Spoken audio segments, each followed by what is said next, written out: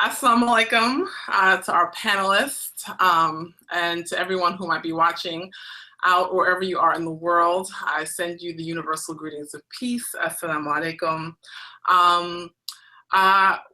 I want to begin in the name of Allah with Surah Al-Fatiha. A'udhu billahi minash shaitanir rajim. Bismillahir rahmanir rahim. Alhamdulillahi rabbil alameen. Ar-Rahmanir Rahim. Maliki yawmiddin. Iyyaka na'budu wa iyyaka nasta'in. Ihdina as-siratal mustaqim. Siratal ladhina an'amta 'alayhim ghayril maghdubi 'alayhim waladdallin. Ameen. In the name of God, the most gracious, the most merciful, all praise is due to God alone, the sustainer of all the worlds, the most gracious, the dispenser of grace, Lord of the day of judgment. You alone do we worship, and you alone do we seek help. Guide us the straight way, the way of those upon you have bestowed your blessings, not those who have been condemned, nor those who go astray. And salawat wa salam ala Sayyidina Muhammad sallallahu alayhi wa sallam. Prayers and peace upon the Prophet Muhammad and his family and all righteous people until the end of time. So we came together today. You're watching this live stream video conversation. Where do we go from here? Black Muslim political action. Because we wanted, and we planned this actually before we knew who was going to win the election, and we knew either way it went that we really needed to organize our communities and educate ourselves so that we could continue to sort of advance and advocate justice here in the United States. Of course, the triumph of Donald Trump shifted things in some particular ways. And so I'm really looking forward to a conversation we're going to have tonight in terms of evaluating this political landscape and offering some light for the road ahead. And to that end, what we're going to do is I'm going to give bios for the speakers. We'll be asking speakers specific questions they'll respond to, and then we're going to open it up to questions from the audience. And so if you're watching, what you want to do is you can go to the Facebook event page for the event, and there you can pose your questions, and we'll be monitoring questions there.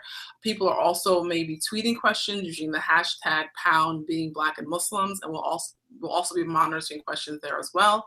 And so we'll take your questions that way and give them to the audience. A couple of weeks ago, and this event is sponsored by Sapelo Square, Muslim Arc, and Empower Change. And a couple of weeks ago, Sapelo Square and Muslim Arc held a national call-in around Black Lives Matter and Muslims. And we started the call-in with a poem by Amir Suleiman, and the call-in was called We Must Win. We don't have a poet with us today, but I did want to start at least to share some verses from the poet, singer, MC, Asia Black of the Reminders from their song, Shining Through. And she says, "Take a star, put it in a box with 1,000 keys and 1,000 locks.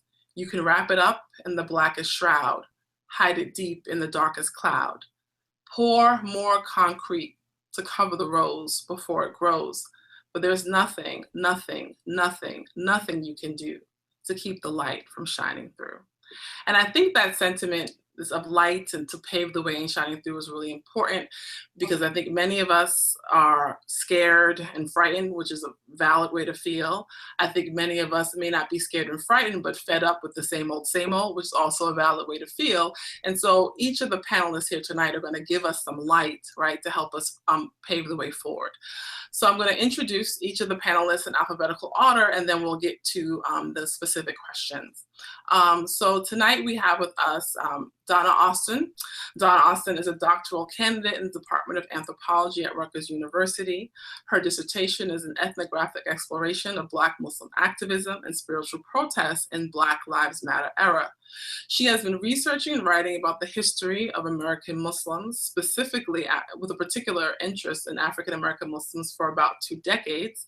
In addition to her scholarship, she lectures regularly and has appeared on television and radio outlets, including Al Jazeera and BBC World Radio. We have also with us Brother Mark Crane, a digital strategist, community organizer, and online campaigner from Detroit. He is the Mobile Innovation Director at MoveOn.org. He is co-founder of Empower Change and the project director for Dream of Detroit, a local Muslim-led development group. Mark previously spent time in the Obama 2012 campaign at Chicago's Inner City Muslim Action Network, and once upon a time managing his own web design firm, Decrane Solutions. We also have with us tonight Imam Sultan Muhammad. Imam Sultan Rahman Muhammad currently serves as the student national imam of the Nation of Islam and is responsible for training student ministers of the Nation of Islam and its general membership in Islamic sciences and religious development under the guidance of the Honorable Minister Louis Farrakhan. He was appointed to this post in 2012 and has also served as the Arabic and Islamic civilizations instructor at the Muhammad University of Islam in Chicago since 2008. Imam Sultan is the nephew of Imam Wahdi Muhammad, may Allah be pleased with him, and a great-grandson of the Honorable Elijah Muhammad.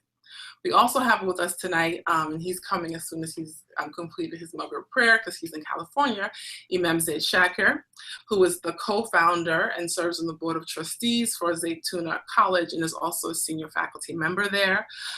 He is among the most respected and influential Islamic scholars in the West. As an American Muslim who came of age during the civil rights struggles, he has brought both sensitivity about race and poverty issues and scholarly discipline to his faith-based work. He is a frequent speaker at local and national Muslim events and has emerged as one of the nation's top Islamic scholars and a voice of conscience for American Muslims and non-Muslims alike, and was ranked as one of America's most influential Muslim scholars. And last but certainly not least is Dr. Tasneem Siddiqui. Dr. Tasneem Siddiqui is a visiting assistant professor in the Department of History, Politics, and Social Justice at Winston-Salem State University. She was a fellow at the Institute for Social Policy and Understanding and the primary investigation for that institute's American Muslims Elections Project 2016. She's a PhD in American Studies and Ethnicity from the University of Southern California, and her current research explores the ways in which racial, ethnic, social, gender, and religious identities are activated, managed, and manipulated within the context of contemporary political activity of American Muslims and of the historical political activity of Black Americans. So I want to begin actually with you, Dr. Tasneem. And since you have this background in history and historians, I wanted to ask you, can you put the election of Donald Trump into historical context for us, right? Is this a break with the past or a repeat of it? Sure, I'm happy to do that. So what I would actually want to do is lay out some of the historical continuities, right, with the election of Donald Trump and look at it in terms of the historical formation and social formation of the United States. So if we use, history as a guide and as a student of history as well, we can actually kind of look at these elections like the analog. I actually just spoke to a mentor of mine today, and he reminded me that this analog of these elections is actually, we go back to the election of Lincoln in 1860, when it actually his election precipitated, the Civil War shortly after that, which is interesting. But also, if we think about, the response to Donald Trump and this sort of an article that I read recently by Robin Kelly and a few other folks in the Boston Review, they named it as sort of this white lash, right? So it's these periods of racial justice, freedom movements, and democratic rights. And so you see this response to particularly Black political activity after Reconstruction, where you had not only many instances of the dismantling of Reconstruction, but you also had folks that were abolitionists that had supported Black political activity, that supported a radical Republican policy agenda. Sorry, am I still here? Can you hear me? Okay, good. All right. A policy agenda actually switched, right, from this biracial sort of abolitionist Republicans and aligned themselves with redeemers, aligned themselves that actually with a political party that did not serve their best economic or social interests or political interests as well. And this happened again in the 1880s and the 1890s with Black populism and the support of white populists slowly disintegrates with the attempt to block Black enfranchisement after the 1890s as well. And then you see the support with white populisms supporting and advocating the KKK as well. So you see after these moments of extreme sort of or expansive ideas of racial justice and these sort of expansive ideas of democratic rights, you see a backlash with either and the alliances of a white ruling class and then a coercive consent with the white working class as well. And then we see this again after the civil rights movement too. Primarily after civil rights movement, it becomes very interesting because you see the emergence of folks like Barry Goldwater, and then you also see the emergence of the election of Richard Nixon, and simultaneously you also then start to see the emergence of a economic policy called neoliberalism, which is what we're also facing right now. So you see the hollowing out of communities, the extensive privatization of resources as well, and the global expansion of neoliberal policies too. So this is kind of where we see ourselves right now. And then right after, so we have 8 years of a Black president, we have vibrant struggles of Black, Brown, American Indian, Asian American, LGBTQ, women's liberation, anti-war movements. You see this burgeoning of immigrants' rights movements. You see a humanitarian crisis, and and then you see what ends up sort of happening after that, this election of Donald Trump. So I want to kind of put into this frame this dialectic, right? On the one hand, freedom movements and freedom struggles, and then the ways that the United States actually, and particular groups in the United States actually respond to that too. So I hope that kind of sets some of the framework for us to think about how we want to respond, what historical continuities we're actually looking at, and then how it kind of breaks. The election does break in terms of our historical genealogy, in the sense that we're also dealing with a generation who largely voted for Hillary Clinton. So 18 to 24, if we looked at the elections demographic map, looked very differently, right, than the results of the Electoral College. But also, this is the first time that they're actually dealing with sort of this unveiled mask of racial liberalism, and really dealing with sort of this racist rhetoric that they haven't dealt with before, right? We have a generation that hasn't dealt with before. And then two other things that I wanted to bring up as well, just to kind of give us some historical understanding or historical consciousness as we think about an analysis and where do we go from here from this election, is also to bring up, number one, voter suppression. Right, so this is the first election that we've had in 50 years where we haven't had the protections of the Voting Rights Act. So you see the Voting Rights Act that has been gutted, and you see various states responding then to this by increasing the difficulty for people to vote. Right, so you have different types of voter ID laws that are enacted, and then you also see this issue with the Electoral College. Right, that there are so many articles that are coming out right now, right after the election, that the Electoral College is this sort of vestige of slavery, this vestige of or relic of slave power as well.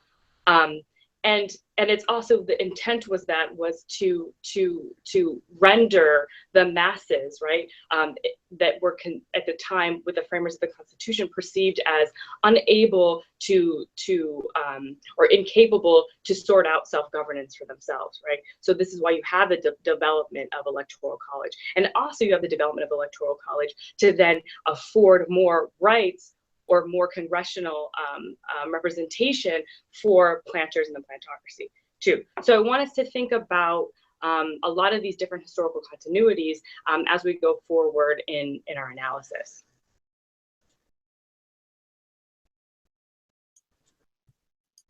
Thank you, Dr. Tasneem, for that, sort of kind of helping us think about sort of what's different and what's the same in terms of sort of what the election of Donald Trump means in a historical context.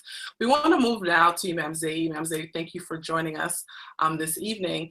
And the question that we wanted to sort of pose to you was this question of sort of the spiritual imperative, right? So can you talk about the religious or sort of spiritual imperative to be principled? So many of us are reacting, right? We feel a particular kind of way about what happened, but how do we be principled rather than reactionary only when we take our stances as a community? And are there examples, from those who came before us, Black Muslims, who can teach us how to do that? جزاك الله خير. بسم الله الرحمن الرحيم. الحمد لله رب العالمين والصلاة والسلام على سيد المرسلين. السلام عليكم ورحمة الله وبركاته. Alhamdulillah. Can you guys hear me? Okay, yeah. I'd like to first of all thank Dr. Sapelo for a wonderful presentation, and everyone who's joined, for taking time from very busy schedules, which got a lot busier as of last Wednesday morning, I'm sure. So it's great to be part of this very noble and dignified collection. I think it's absolutely imperative for us to be principled in our responses and to understand that to a certain extent we're sort of being reintegrated back into the Muslim world. If there was any American exceptionalism as it regards to Muslim, I think that has been pretty much shattered, and we can see a lot of the oppressive tactics used to control Muslim people, to really undermine and circumvent any potential power from Muslim people. The incredible potential being actualized have been visited upon people all over the world in various parts of the world, not all over, but through the bombings, the occupations, targeted executions, economic undermining of Muslim economies, undermining any attempts to create any sort of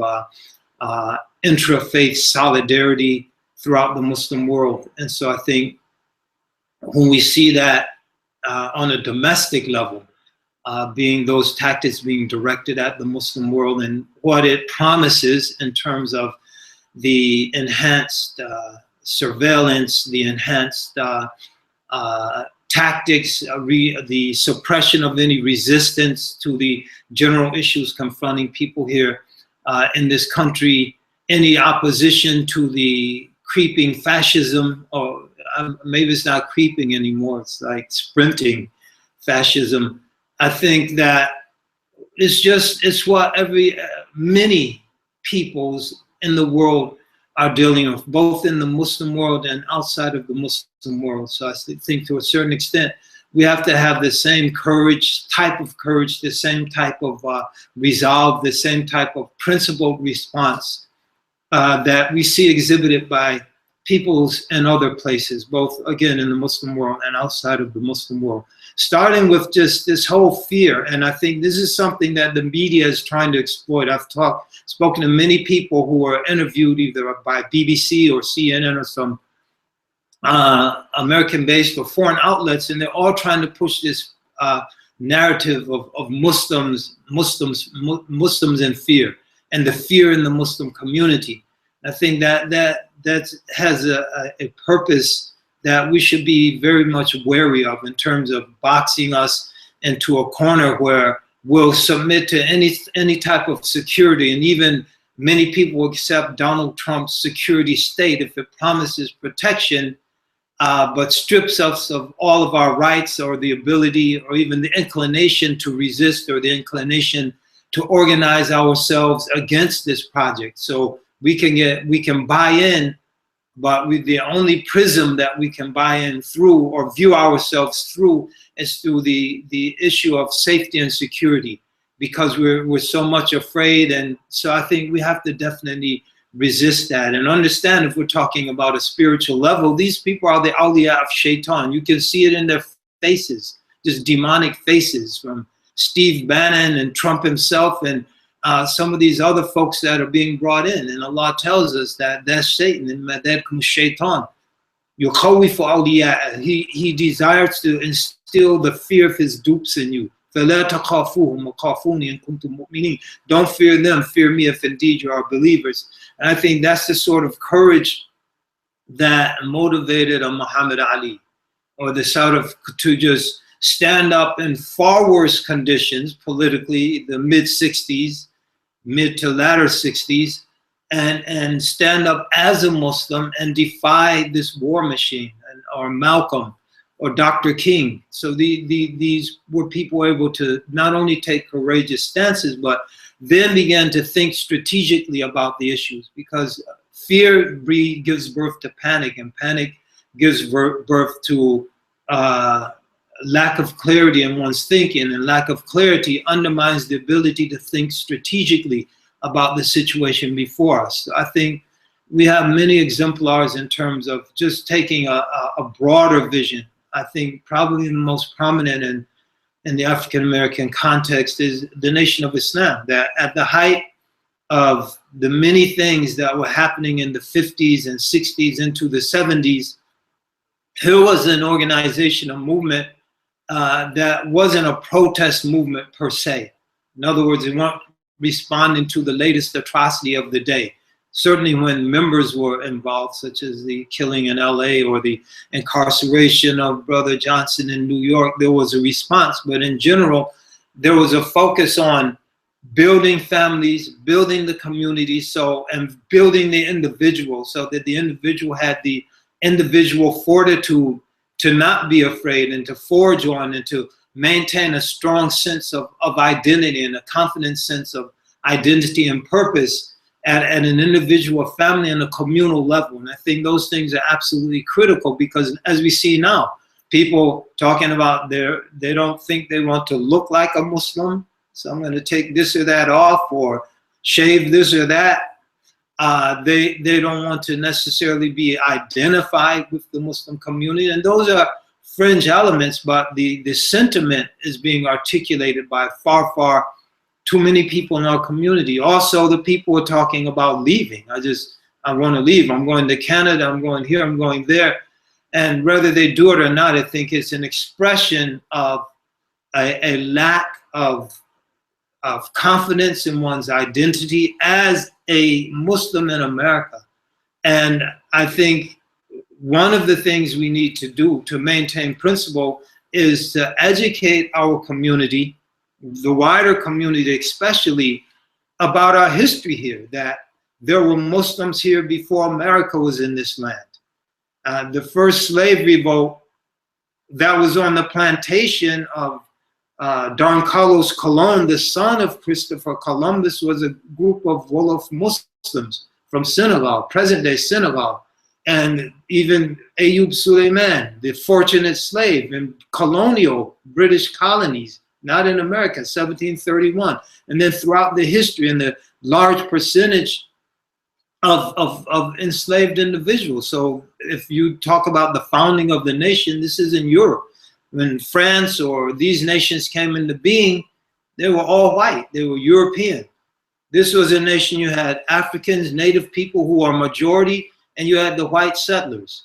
And so 20% of those Africans were Muslims, at least 20%, conservative estimates. So I think if people understand that and understand, therefore, Islam is indigenous to America, and Muslims have given their blood, sweat, and tears and their free labor to help to build this place and to give it the competitive advantage that in the 19th century that allowed it to become a 20th century superpower. So we have to buy into that, and we have to encourage that amongst others, that this, and it's not just about African Americans, this is our history uniquely. If you're a Muslim and Islam provides a spiritual bond between us, these are your brothers and sisters, these are your ancestors also. And if you own that, no one can tell you you don't belong. And so when these racists are, this is a Judeo-Christian country and Islam doesn't belong, it's like, no, wait a minute, you know, my people built this joint. And so I'm not going anywhere, and you're gonna have to come to grips with that. And I think in terms of principle, excuse me, let me wrap this up. Someone's knocking on my door at my office here. Anyway, but in terms, yes. Let me get this going. That's okay. That's okay. We're gonna. His time was just about up anyway, so we're gonna move on to the next question, and we'll have time to kind of come back to. Well, when he comes back. People, Suada and some folks. And Sheikh Hamza, so maybe we could get him to say something. Assalamu alaikum. How are you? Good, Hamza. We're good. Yeah, we are live on here on YouTube and everything, talking about so where do we go from here? So we're live here. So we're just talking about the need for a principled response, particularly in the African American context, but generally. So I'm just saying, recognizing our history and not giving in to fear. So then, which in turn pushes people towards expediency and utilitarian approach to everything, and really just appreciating the courage that our ancestors showed on the far worse condition, far worse condition. And so then it's easy to be principled. It's like, look, it's another day in the dunya. Yeah. It's another day in the hood. Well, also there's a lot of allies, and we don't want to alienate a lot of the allies that are out there by creating these kind of Manichaean scenarios that a lot of people are falling into, because it's very easy to fall into that, and then you end up in situations where you lose a lot of people. That there's a lot of people fence sitting, out there. In fact, they're probably, in numbers that I don't even want to think about. And those people, they can either stay on the fence or they can be tipped over to that other side. But they need the psychological space exactly to process everything. If they're pushed over, it just could get a lot uglier than it needs to get. And the thing about this civilization, for those of us who know its history, we know how vicious they can get. It's not some. There, the Prophet ﷺ, he said, "Al-fitnatu na'imatun, fala'ana Allahu man ayqadhaha." The civil strife it's asleep, and may God damn the one that wakes it up. And so, we should right now, I think, be thinking, one, on just calming people down, and then two, on long-term strategies. But if we get people riled up right now, it could get very ugly and turn into something. And this civilization, they love nothing more than violent resistance, because they're so good at dealing with it. It's the one thing they really know how to deal with well. So I want to thank you both for joining the conversation. We're gonna move to the next panelists, and Sheikh Hamza, you're welcome to stay, because what we're going to do is we have each person responding to a question. Then we're going to get questions from our viewing audience, and we'll have some more time to sort of discuss. So I'm going to move on to Sister Donna. So one of the things, and I think Imam Zaid began to kind of talk about this, right? We talk about this kind of, what does it mean to be principled? That he spoke about, right? This idea that this being principled is something that we see sort of our ancestors have done, particularly our ancestors who were both Black and Muslim. And so I wondered if you could speak a little bit more to that intersection, right? Because I think we talk about, and Imam Zaid discussed this, people talk about, are Muslims afraid, right? But then there's also this question of, well, how are Black people feeling about sort of Donald Trump's election, and what's at stake, now that he's president? And for those of us who are both of those things, and we're at the intersection, even when we're native born or also immigrant Black people, right? Like, what's at stake for us on that end? Okay, so Assalamu alaikum, can you hear me? Can you hear me? Yeah, okay.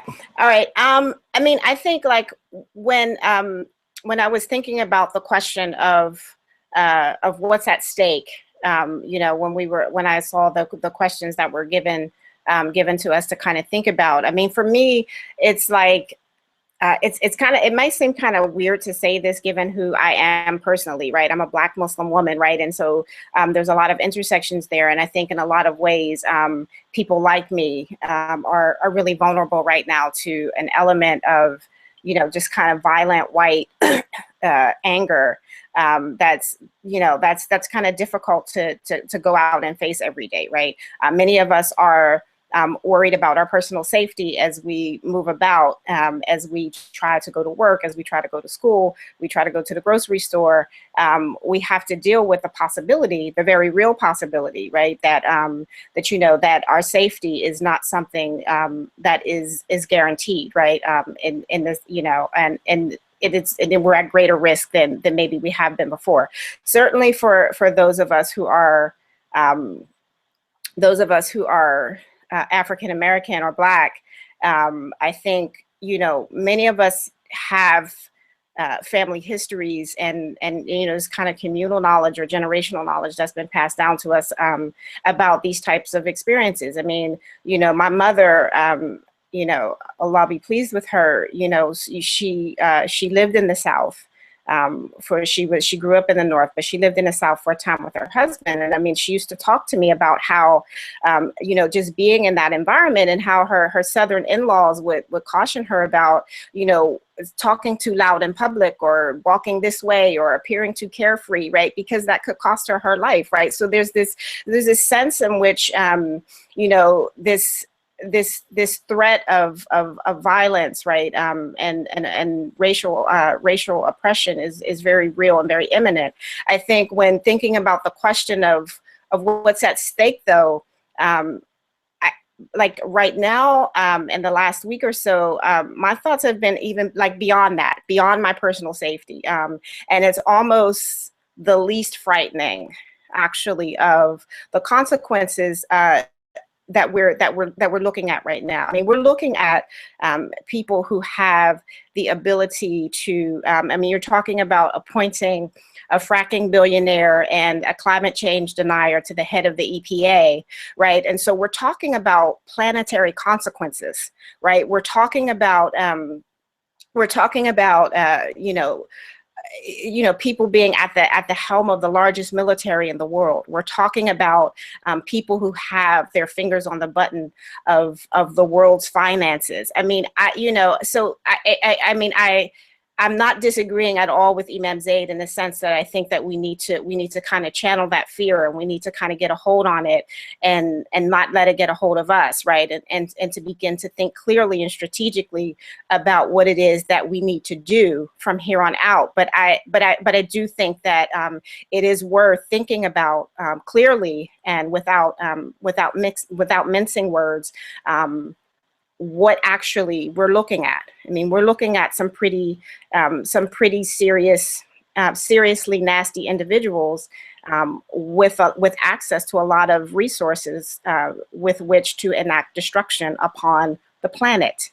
When I was speaking with some folks from the BBC yesterday, I mean, that's part of what I kept emphasizing was that, I mean, you know, you're asking me like what's going on in America and how does America heal and how does America recover? And I'm thinking, this is likely to reach you all too across the ocean. I mean, this is, you know, so for me, it's, you know, being, there's a sense in which, you know, I've been trying to tell myself, as a Black person, right, to kind of draw on that long history of, you know, kind of racial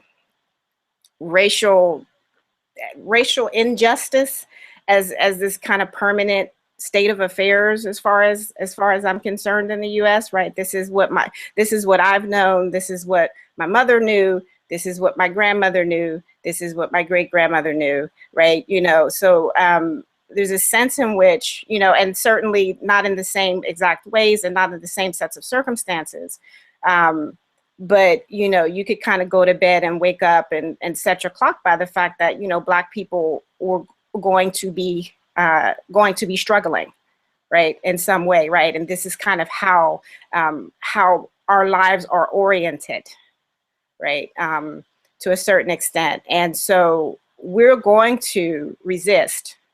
We are going to continue to resist because this is who we are, and this is, you know, not just as Black people, but certainly as Muslims. Allah commands us, right, to think about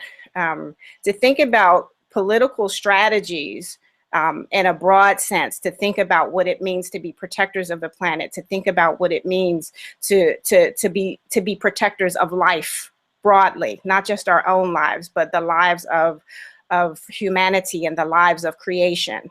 Right. And so, you know, I that's where my head is. Right. This is where I'm thinking about, like, where looking at, you know, who's out there and the pieces that are being moved around the chessboard right now. but thinking about how our political moral agenda, right, as people who strive to righteousness in the world, right, needs to be beyond the immediate survival of those who look like us, right? Our project is freedom, right? And so that's what we're about. All right, thank you so much, Sister Donna. I just want to remind folks who are in our sort of watching audience that if you have questions for the panel, you can use the Facebook event page to post your questions, or you can post them on Twitter using the hashtag #BeingBlackAndMuslim. So speaking of freedom, justice, and equality, I want to move to Imam Sultan Muhammad.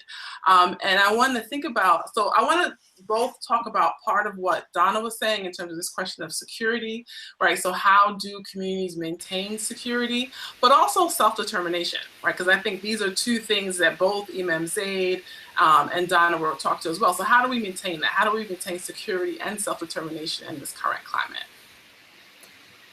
Bismillah ar-Rahman ar-Rahim. Ashhadu an la ilaha illallah wa ashhadu anna Muhammad Rasulullah. Wa salatu wa salam ala Sayyidina Muhammad wa ala alihi wa sahbihi ajma'in. Wa ba'd. Assalamu alaikum to all.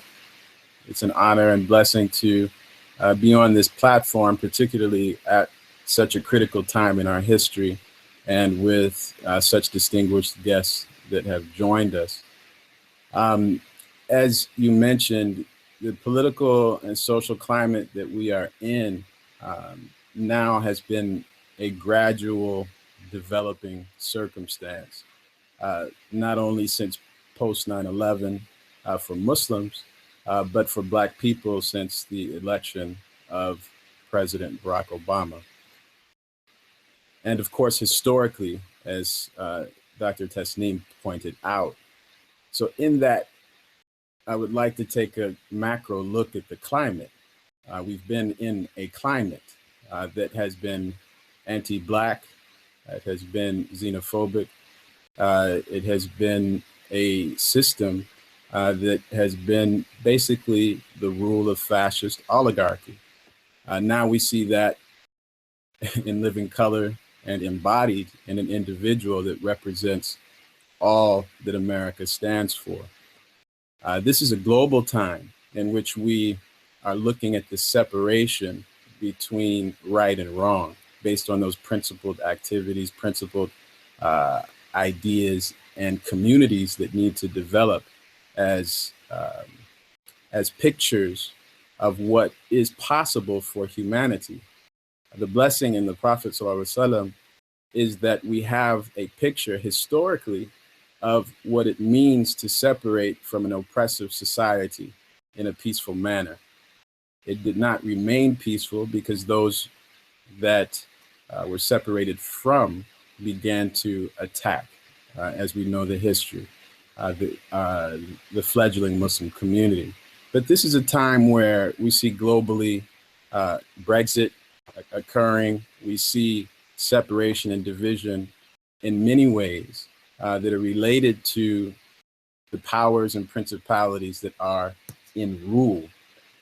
So at this point, when we talk about self-determination, we have to discuss, self-determination in the framework of not only governance, but education, healthcare, relationships between our people internally, the way we view psychologically ourselves and our intrapersonal relationships as a people that have also been facing our own disunity as a community of Muslims, as a community of Black people in a global perspective. We have to look at governance and as it relates to our organizations. We have diverse organizations across this country and institutions that have been developed post 9/11 that are Muslim led institutions, as well as Black institutions since, again, this macro time frame that have not been able to address the systemic white supremacy and systemic marginalization of people of color and those who immigrate to the United States. So what we have to look at is really a macro plan. And any self-determined individual must start with that self-concept. The beauty of the Holy Quran is it gives it clearly, surely Allah changes not the condition of a people until they change the condition of themselves. So what we need to look at is clear macro governance. And when we do that, we begin to see the promise of Allah, subhanahu wa ta'ala. We see the promise of Allah. We see that we are in a situation where, yes, we look at those who are in rule and we respect the laws that govern us, but we have to look at the Constitution in itself.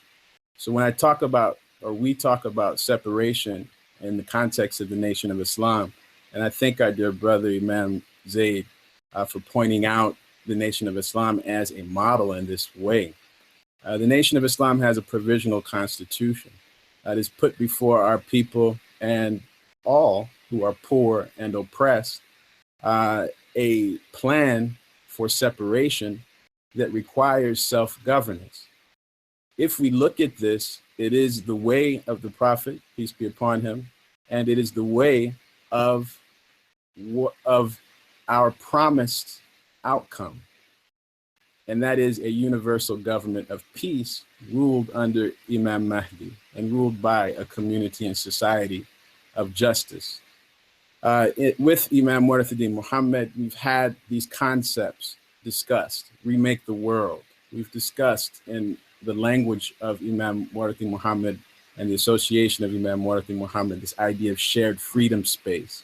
These are real ideas that have to be developed in our people. First, that we can have a shared space, that we can be free, just, and equal among one another as righteous servants of Allah. But we have to prove this. We have to prove this to ourselves through self-governance. As we may see in recent campaigns of the Nation of Islam and programs led by Honorable Minister Louis Farrakhan, we see a campaign called Justice or Else. Just a little over a year ago, between 600,000 and 800,000 individuals, some estimate nearly a million, turned out to the Justice or Else rally in Washington, D.C. This Justice or Else rally was designed to mobilize 10,000 fearless men and women, regardless of creed, class, color, or race, to join in the policing of our own neighborhoods, the settling of disputes between rival gang members in our communities, to put forth to our communities ways in which we can begin to address our issues from our own perspective and needs with the knowledge of our communities, and not have outside institutions or policies impose what they think we need or desire as a people. We are strongly able to govern ourselves. We have much as it relates to not only political capital and political power and strength, but as well as we also have a very large community of people as it relates to our buying power. So we're looking at boycotting, but targeting those places and institutions that are being boycotted. We're looking at actions that are targeting the CDC. Just past October, thousands were in Atlanta to protest the vaccinations that are disproportionately impacting Black and brown boys. So when we talk about self-determination, it requires us to look at the health system. It requires us to look at, again, what we also consider the borders of our society as it relates to our principles. There should be no allowance of bigotry, of hatred in the borders of those spaces that are shared and free, that are established by Muslims. This is the call for the world of Islam, is to establish justice in the land. So I very much look at it as an opportunity for us if we don't have the courage to seek absolute independence, which our Constitution guarantees us. And I would like to just state this from the Constitution. When we talk about separation, we mean it in a constitutional framework. That same framework or similar framework that was offered by Thomas Jefferson, Abraham Lincoln, for a separation of Black people in these United States. And this doesn't only, of course, include Black people within the colloquial sense of it. Close on this point. I'm sorry. I'll close right here on this point. All right, thanks. Is that in the Constitution, it reads, when, of course, of human events, it becomes necessary for one people to dissolve the political bands which have connected them with another and to assume among the powers of the earth the separate and equal station to which the laws of nature and nature's God entitle them. A decent respect to the opinions of mankind requires that they should declare the causes which impel them to the separation. All right, and thank you, Imam Sultan. I appreciate that, and I think so that this is actually a nice segue into Brother Mark. I think so. You're sort of offering, like, what do we do? Where do we go from here, right? And so you're saying, we have this a constitutional framework around particular kinds of independence and autonomy and self-governance is one way to go forward, right? That's one way to kind of sort of build that forward. So, Brother Mark, I want to ask you sort of similarly, in your role as an organizer, right? In the climate. So we talked about, sort of our history, talked about what's going on right now. How should we organize, right? What tools should we use? What actions should we take? What kinds of things should we be supporting, advocating for, funding, and building right now? Okay, great. Bismillah ar-Rahman ar-Rahim. Alhamdulillah Rabbil Alameen. Salatu salam ala Rasulillah. Assalamu alaikum, everyone. So I'd set me up there because now we're talking about secession to like, everything I'm about to say is going to sound rather tame at this point. I want to, I guess, run through just a series of quick ideas, cognizant of the time. The first being that I think direct services are important right now as a pipeline for organizing. I think, frankly, one of the major ways that Black Muslims and Black people in general are going to be impacted by a Trump presidency is through the dissolution of the social safety net. And, our communities are going to bear the brunt of that disproportionately. What that means is,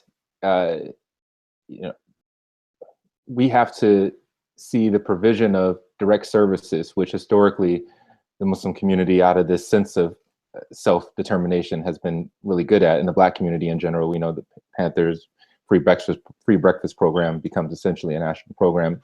We have this history of taking care of ourselves, and I think that that's one of the things that we're going to have to invest in again, but then also see it as a pathway to activate people politically, right? So the idea being that, we can talk about healthcare reform, and we're going to have to defend the Affordable Care Act under this new administration.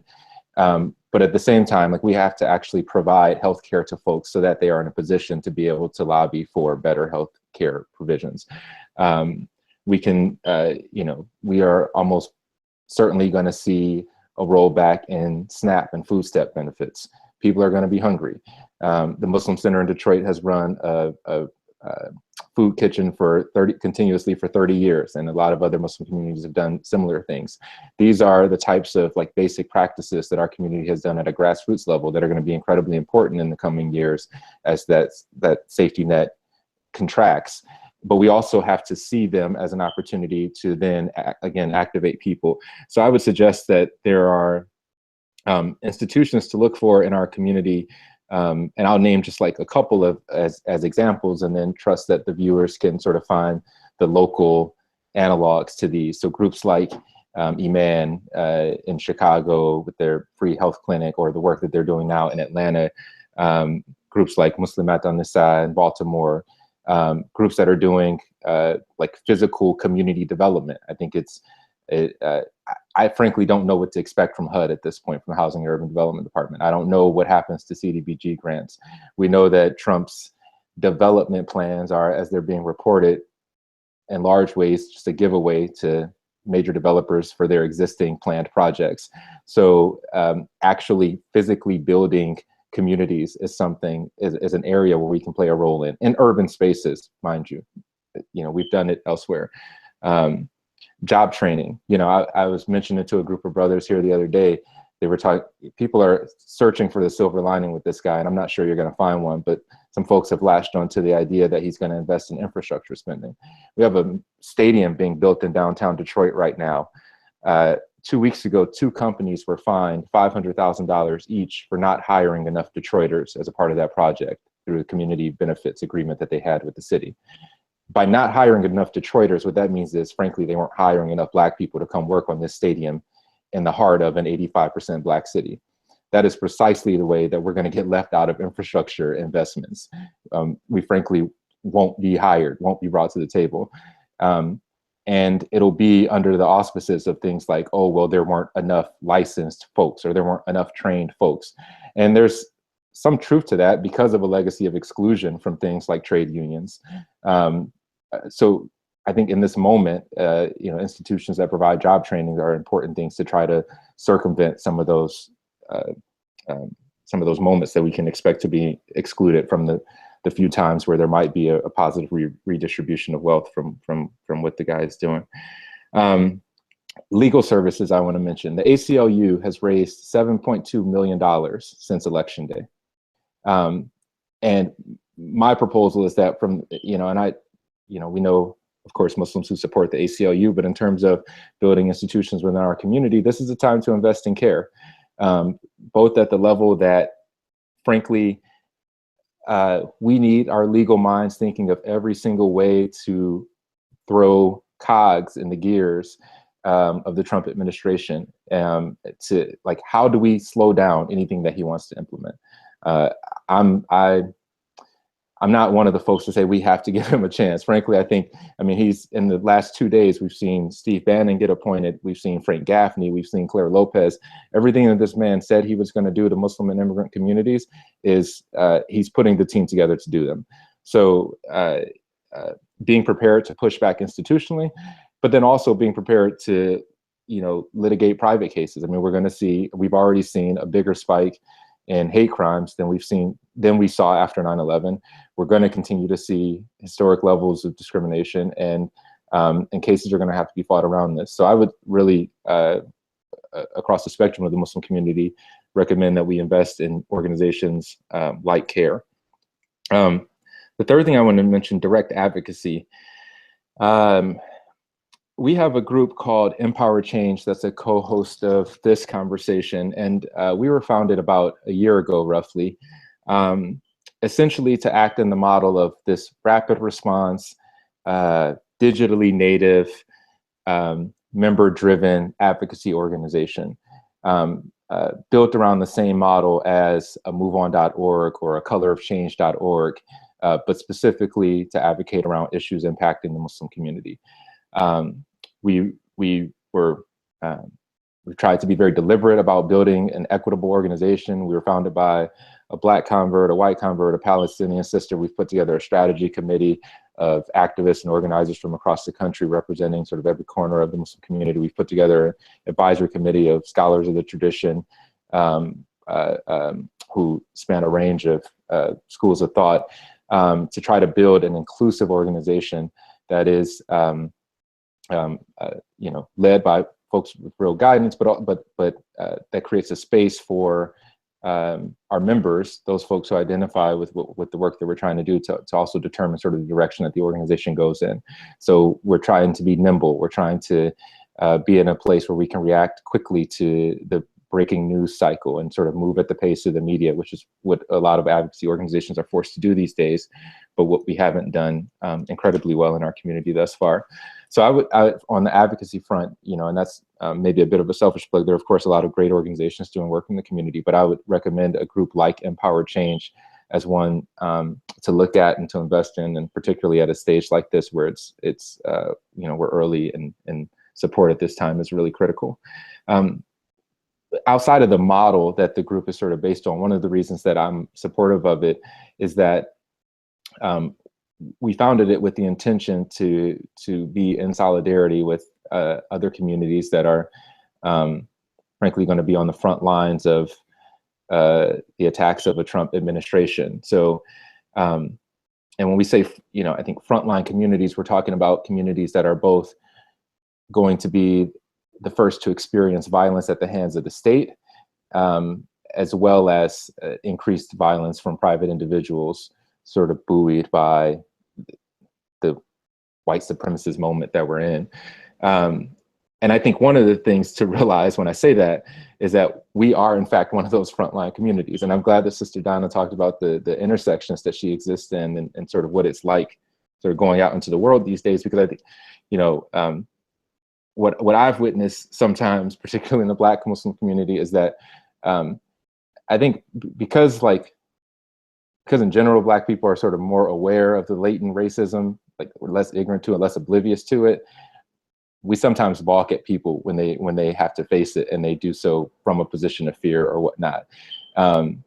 And because we often exist in physical spaces that are much friendlier to Islam, have a longer history with Muslims, where we don't face the same sort of overt pushback against our very being, like we tend to rest in that a lot of times.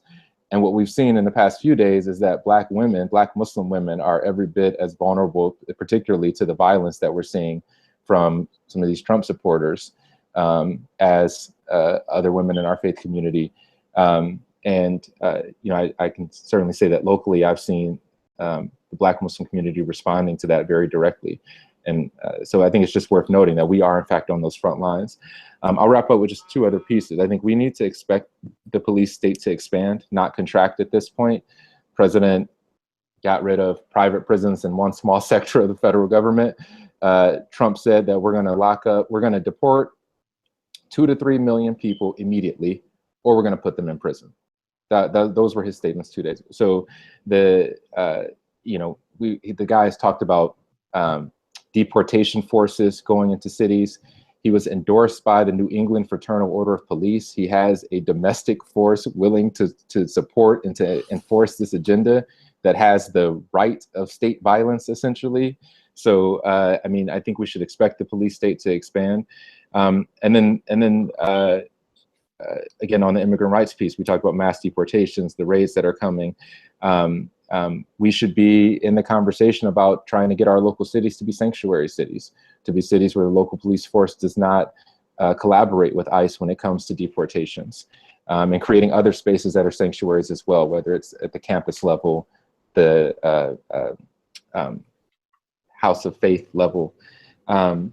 So those are, I guess, just a few thoughts about like where we could be involved. And then I'll lastly just throw out, like, as far as tools goes, just like a couple of names of products, I guess.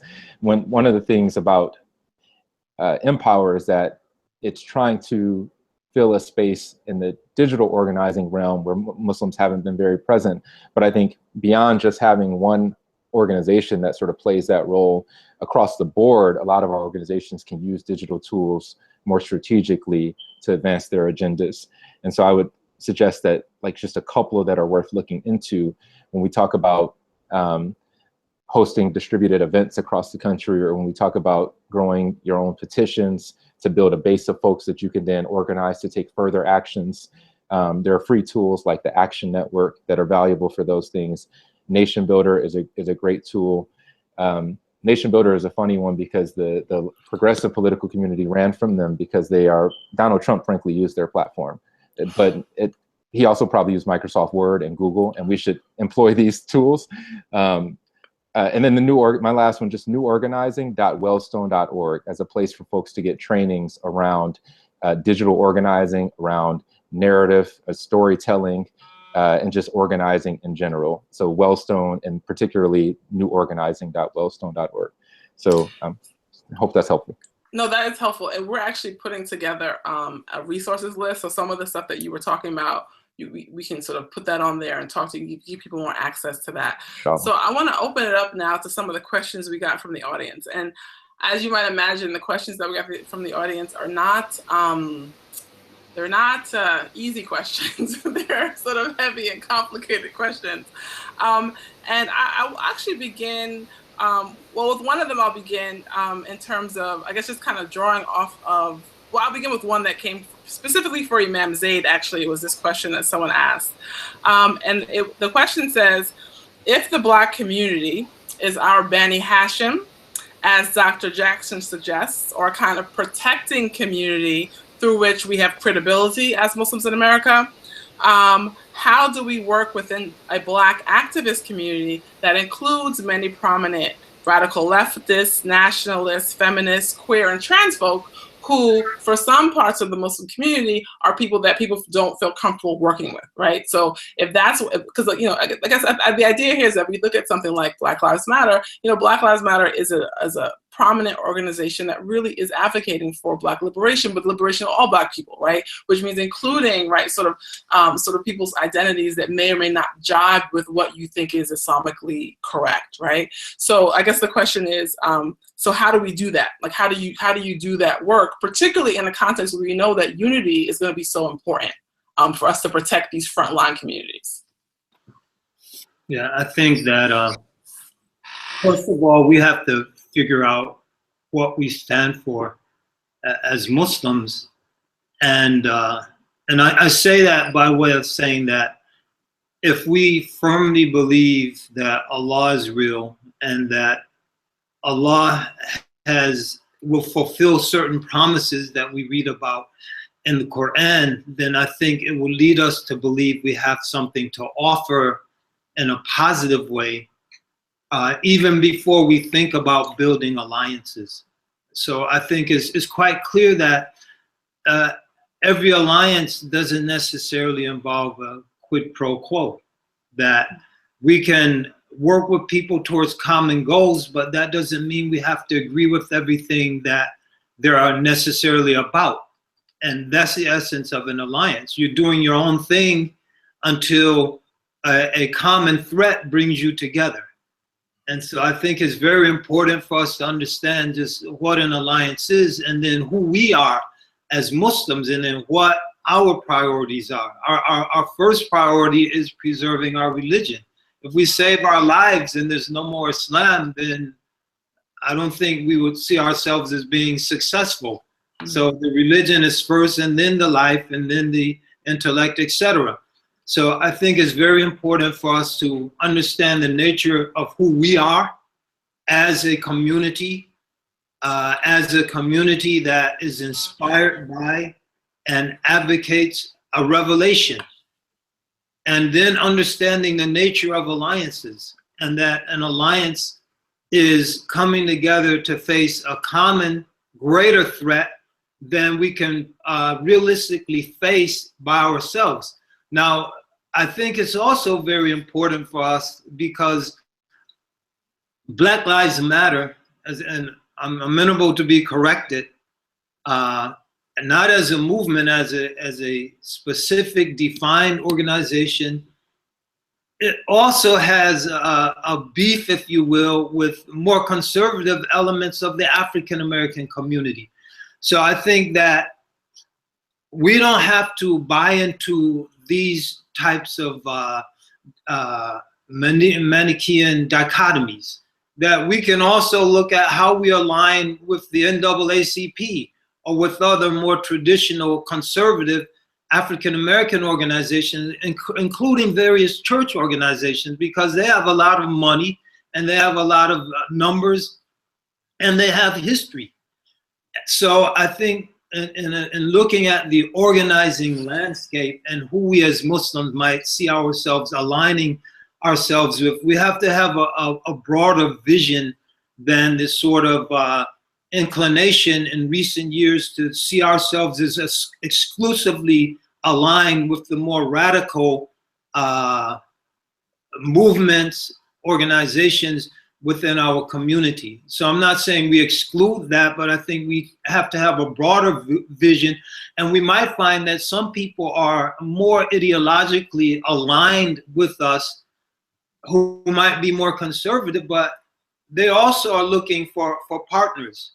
And so I think we just have to understand who we are, what our mission is as Muslims, what our message is, that we advocate for, and then who we can profitably and realistically align ourselves with. And I think that includes the spectrum from left to right in terms of the possibilities, but it doesn't necessarily involve a quid pro quo, that the only way I'm going to align with you, or the only way you see yourself supporting me, if I in turn endorse certain aspects of your agenda or what you call for. It's like, listen, we have someone that's a threat to both of us, and individually we cannot beat back this threat. So let's see how we can come together, along what lines we can come together realistically and profitably to beat back this threat, and then we can deal with these things without making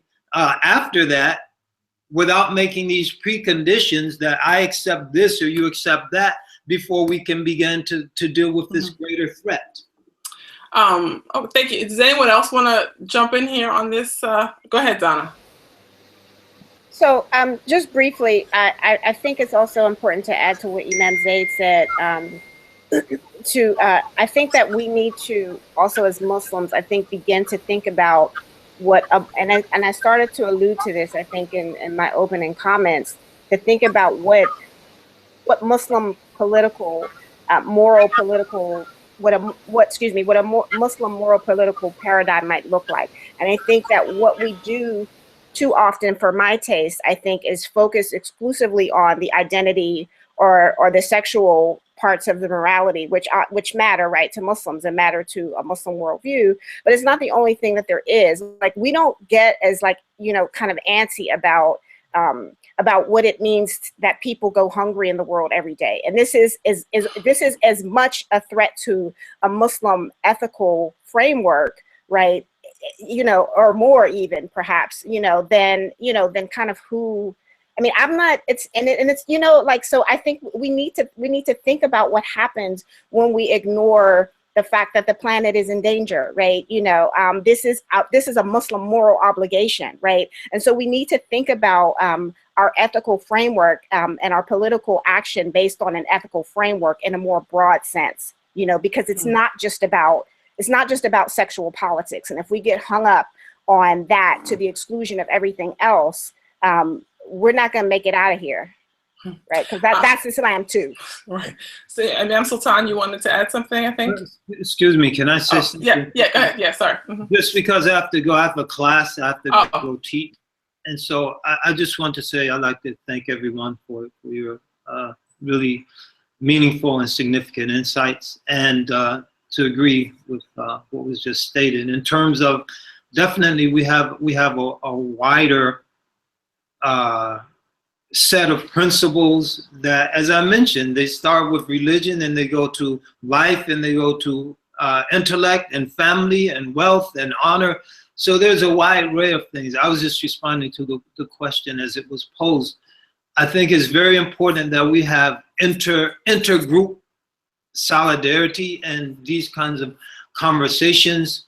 But I think that serves as a solid platform for us to bring critical mass and to bring a broad base of thought and ideas to the table when we interact with others, because none of us are going to get this job done alone.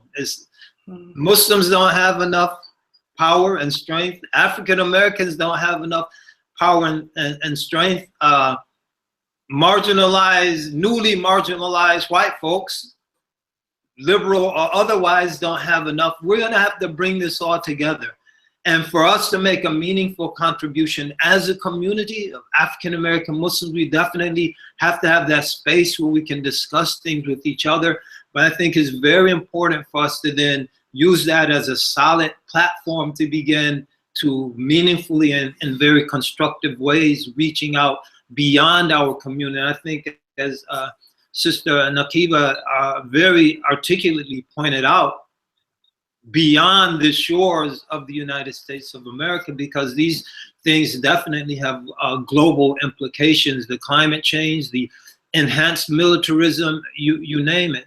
So may Allah bless everyone, and may Allah bless you, Suada, and others who organized this forum, because I think it's very, very important, and we look forward to participating subsequently, inshallah. Okay. All right. Thank you so much. Apologies for butting in too. So, and salam to Sister Nabiba.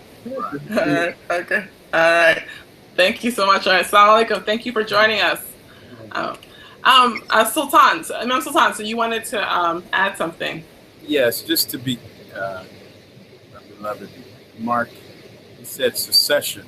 You know, I was speaking in, again, the macro frame, and I want us to be clear that everything develops in stages. So yes, the Nation of Islam has taken a macro position, as I stated, that there's an ultimate desire for separation. It's based on the eschatological framework of Islam as it relates to the advent of Imam Mahdi. And that's what I would ask the Ai*imma or the Imams across the country to begin to put in our khutbah. You know, we should be discussing what a free, just, and equal society looks like. We should be discussing it without fear of reprise. You know, my sense is that we don't hear enough about Imam Mahdi and the outcomes as it relates to our religious eschatology, particularly in multi-faith platforms, what that means to the world as a just society. What that means is it relates to taxation and a larger government. But there's preparations as these governmental structures begin to wane or fall around us, as we see as a global issue right now. So one of the responses, as I mentioned, was a grassroots movement, Justice or Else, that had very successful outcomes a little over a year ago, and now we are reaping the fruit of that on an organizational, a grassroots organizing framework. Where we have in the South Southern headquarters for 10,000 fearless men and women with patrol cars for the community, with trained Fruit of Islam and MGT, General Civilization classes for our women. So we also look at the life of the Prophet, peace be upon him. You know, he wrestled. He was a fighter physically. We have been taught in the Sunnah that he wrestled a man, and that man made an oath: if you win in fighting me, you know, I'll become a Muslim. And a little later, that person became Muslim. So I'm suggesting that our self-determination is not only a macro one with the idea of security as a community and nation, but we have to look at certain best practices that we all have put into place, like with the Nation of Islam. We have a check procedure. If that check procedure was in place for a church like in Charleston, could that have prevented a Dylan Roof from entering that church with enough firepower to massacre the attendees that were present? Do we have basic training as people that is backed by the principles that we support and stand for, which is that idea of freedom, justice, equality, and independence?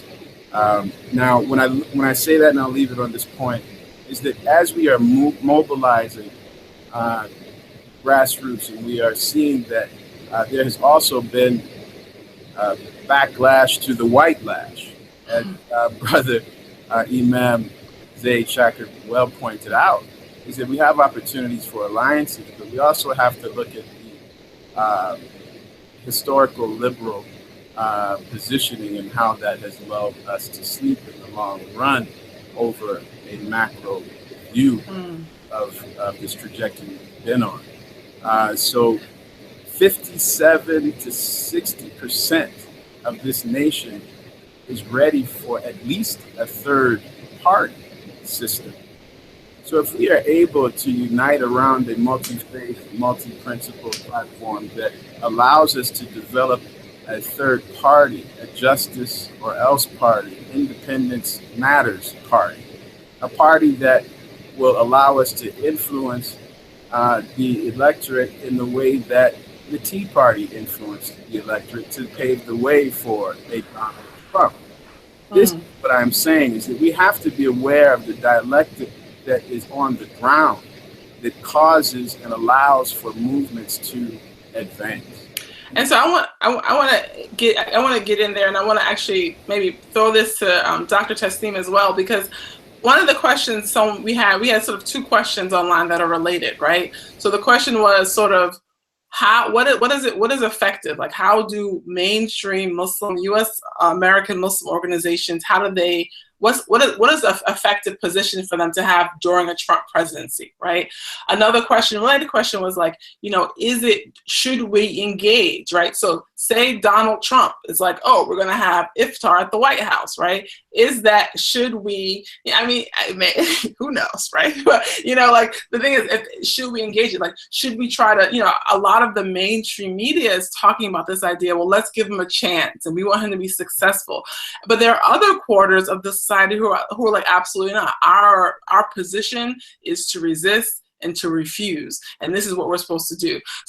And then Imam Zaid, he started us off talking about this question of strategy, right? Like, what is strategic, right? So we have to sort of be thinking clearly. And then of course you, Imam Sultan, were talking about this question of like sort of our sense of cosmology, the world. Like, what is it we think is supposed to happen, right? What are we kind of working towards? So with all those things in mind, I was thinking, I guess my question is, what is, like, do you engage a Donald Trump? Like, does the Muslim community go out and try to like sort of engage Donald Trump, or does the Muslim community say no? And I was thinking of you, Dr. Tasneem, if you could weigh in on this in terms of just historically speaking, right? Because also Imam Zaid, he mentioned that, our history as Black Muslims in particular begins with enslaved Africans.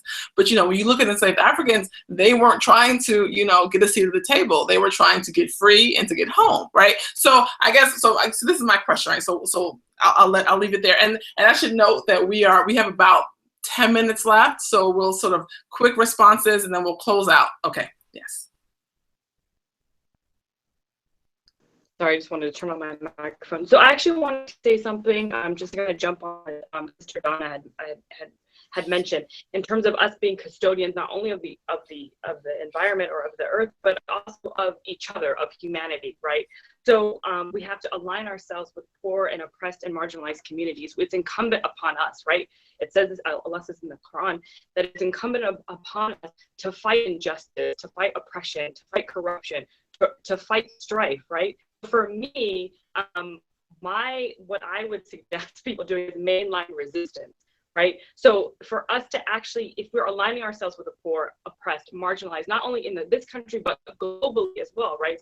So the election of Trump is not something, number one, an aberration to American social formation, right? And this is not a moment of white supremacy. White supremacy is essential to American social formation. And I think it's really important for us to remember that. So he's not an aberration of the history of the United States. And also we see, like global governments around the world that are moving towards right, sort of fascist governments as well. Mm-hmm. So it's important for us to then start aligning ourselves with our poor and oppressed and marginalized communities worldwide too. And I also want us to think about something that Ella Baker had told us in the Black Woman and Civil Rights Struggle too, is to think about if we want poor and oppressed people to be part of a society that is meaningful, right? The system in which we live has to be radically changed. And I want us to reclaim this word radical as well. So there's so much fear around American Muslim communities and global Muslim communities of using this term radical, but really the way that she's using it is really getting down to and understanding the root cause. It means facing a system that does not lend itself to your needs and devising means by which you change that system. Right? So for us, we have this moment. It's this moment of crisis. And for us as Muslim communities, if we're really serious about the ethics and moralities of what it means to be a Muslim, right? What it means to actually submit to the will of Allah, then it means that we have to align ourselves with those that are the most dispossessed, those that are most marginalized in the world. So what that means for us then is how can we take this moment and transform it into real social transformation? And so we see this historically as well, right, with Black political activity. That moment after emancipation, this was a moment for a new society, for a new way of being, for a new America to actually come into being. And then what ends up happening is that you see then, you know, this counter-revolution of property and racial capitalism. And capitalism is something that we haven't really talked about either, too, right? Mm-hmm. So these are some things that I really think that we need to be doing. Is really being, you know, some people are like, you know, it's not going to be that bad. We have to think about unity, but really, we've already seen this pattern, right? We're seeing who's becoming part of Trump's cabinet, and we've seen their pattern as well, right? So I think that what we do when we think about having this, developing a historical consciousness, and we even look at the past struggles of, you know, Black resistance or Black radical tradition, it really provides us a blueprint of where we can actually go with our current movements, how we organize ourselves, how we align ourselves. So I'll kind of open it up for other people to kind of jump on that. Right. So, Mark, go ahead. Just very briefly, I'll say to that particular point about how we engage with Trump, I think our starting disposition should be resist, resist, resist. And beyond that, it's a bit hard to imagine the hypothetical situations in which something that he proposes is actually worth us engaging. But perhaps there is that moment in which we have to sort of carve out whatever benefit we can from whatever's coming through the pipeline. We also have to remember he has both houses of Congress. There are things that he wants that will get passed. Like, that's a reality. I don't think we shouldn't necessarily like forsake any benefit that we could try to derive from that. But I think resist, resist, resist is definitely the starting disposition. And again, as his sister, Dr. Tasneem said, everything about his appointments indicates that he's not backing off of the worst of his campaign promises. To the question right before that, just real briefly, I'll say that, like, you know, there's the phrase, no permanent allies, no permanent enemies. And I think particularly, like, I just want folks to know that, like, the relationships that you might have to different folks in the activist movement locally could very well look different than the conversations that activists are having at a national level about how they should relate to one another. And like, when there's opportunities for local progress, to the extent that you can engage in those without compromising core values, like it is worth doing. And that doesn't mean that you'll be a partner and ally with that particular group or person in every single fight, but progress should not just be, you know, like, we shouldn't just give up on the opportunity for that. And I'll just say that, like, one of the things that we bring to the table as a community, I think, there was a brother who a couple of years ago at this point, I think, was active in the Black Lives Matter, it might have been last year, active in the Black Lives Matter movement, who unfortunately committed suicide on the course of steps of a courthouse in Cleveland. And he wrote on Facebook that day that my demons got the best of me today. And I would just propose that, like, as Muslims, one of the things that we can bring to the table is this idea that, in fact, contrary to James Baldwin, we should not be living in a constant state of rage as woke Black people. Like, that, like, to be in that constant state of rage is essentially to succumb to white supremacy. Like, your personal freedom from the pressures of white supremacy, like, not letting that dominate your life, not letting the world that we are inhabiting right now sort of drive you to the point where it breaks your faith, where it breaks your reason to live. Like, that is in and of itself an act of resistance. And like, when you look at the history of folks who come out of the Black liberation movement into Islam, I think that is part of their realization at that point of conversion. Yeah, I mean, definitely Black joy is resistance, right? I think, and we talk about that as well. I also want to make one point about that question too, in terms of, I think, you know, like Dr. Tasneem was saying, you know, we have to align ourselves with the poor and oppressed and the marginalized. But of course, it's not just an alignment, right? We also are the poor, the oppressed, and the marginalized, and we're also queer and trans. So I think as a community too, right, we're going to have to continue to sort of think about what does alliances look like? You know, what does it mean to be an ally? What does it mean to be an accomplice? Like, these kind of different sort of frameworks and ideas, because ultimately, I think, you know, like we mentioned, it's the preservation of life and these are things that are, as Muslims, irrespective of sort of how we fall ideologically, these are things that we share, right? And so sort of both within Muslim communities, we have to kind of find ways to sort of build bridges and to work together, as well as sort of with sort of folks who are outside the Muslim community. So we need to begin to wrap up. up. And so what I want to do for us to wrap up is I'd like each person to take maybe like 2 minutes just with a closing statement in terms of sort of what you want folks to kind of walk away with, and particularly maybe one concrete action that someone can do, right? Sort of, so let's do that. And maybe let's work backwards. So we'll start with you, Mark. Sean, they caught me off guard there. Well, That's okay. That's okay. I don't know that I have any like profound closing points. I'll just say that like I think that what I've seen from some segments of the broader Muslim community is this idea that like now is that like we have the onus for reestablishing unity in this country as if we're ever really existent, and that in this moment like we have to be the ones to reach across the aisle, and I just want to like decouple that a little bit. Like, I would never encourage us to like abandon our manners or abandon good character in the way that we deal with people that we encounter or the folks who live around us. But at the same time, like we shouldn't confuse that with enabling the Trump presidency. There's a difference between those sort of interpersonal actions and communications and giving license to the man's agenda, falling into the we have to give him a chance framework. So I would encourage us to separate, and I think that that's frankly less prevalent in the Black Muslim community, but I think it's worth noting, and it's something that we should share with our brothers and sisters in faith. I'll just close by saying, back to my shamelessness, empowerchange.org, sign up, join what we're trying to do. We really are trying to be, we're sincere in our efforts to represent the entirety of the community, to build bridges within and outside of our Muslim community, and hope that folks watching tonight can be a part of that, inshallah. Jazakallah. All right, thank you. Imam Sultan, your closing statement? Yes, thank you. And Brother Mark, we're there to support, and all the time, you can call on your brothers of the Nation of Islam and your sisters of the Nation of Islam. I want to end by saying one thing. Literally, my family is Black, is Muslim, and is Mexican. So what I have to say is, yes, I'm going to have a macro view of where this needs to go so that generationally we don't find ourselves in this same discussion, being boxed in by a two-party system that does not work for us.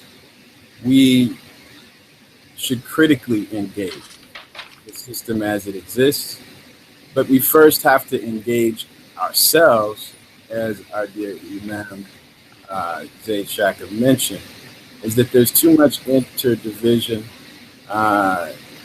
We must have intra-community discussions, but beyond discussions, we have to have intra-community cooperation, which is happening on the ground, and we need to highlight it as part of our communications output. If we are clearly showing those that oppose us that are our open enemies, we can't be afraid to say we have enemies. The Quran says you have enemies, and it just doesn't point to a non-manifest entity called, shaitan or some spirit spook. It's those in front of you that are your enemies. So we are at that point in time where it's very clear that we have to distinguish the borders that are established by the principles and values that we hold not only core, but hold with those alliances that we make. So, in our community, we're blessed to have over 80-year history, where right now we have the infrastructure where our community, from a rank and file member who is part of a local mosque, myself, we can make a phone call, an Allahu Akbar call, just Allahu Akbar, to a number. And in 30 to 40 of age, strong, well-trained men will come to your aid and support with the capacity to de-escalate the situation, not talking about all-out battle on the streets. I'm talking about constructive de-escalation that allows us to find ways towards solutions rather than ultimate clashes.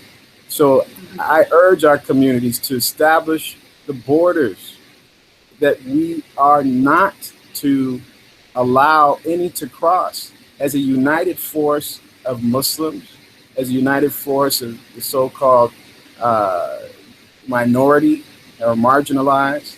We have to establish these values and principles clearly and unite with those that hold them dear, but have tangible, clear ways that we build on the institutional power that we have gained in our respective communities for the purpose of that ultimate power that Allah Most High in the Quran and the mission of the Prophet, peace be upon him, has pointed us in the direction of.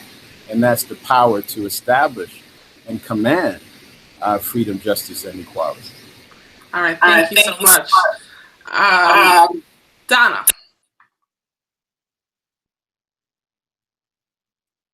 Sorry, I forgot that I was on mute. So I think, like, for me, closing reflections would start with the words of Audre Lorde. She said, when I dare to be powerful, when I use my strength in service of my vision, it matters less. It becomes less and less important whether or not I am afraid. Okay. Many of us are afraid right now, right? And justifiably so. But I think that it is important for us to remember who we are, whose children we are. We are the children of those captives, right, that Imam Zaid talked about earlier, who learned how to survive. We are the children of Harriet Tubman. We are the children of Sojourner Truth. We are the children of Assata and Malcolm, and we're the children of Frederick Douglass and Du Bois, and resistance is who we are, right? And so I think that we need to channel our fear. And use our various talents and capacities and resources that we have to, in the service of a vision that uplifts humanity, and in the service of a vision that protects the vulnerable and the weak. That is a vision of resistance, right? We figure out whatever it is that you have the capacity to do, any and every way that you have the capacity to resist, then that's where you need to be, right? So we need to think about that.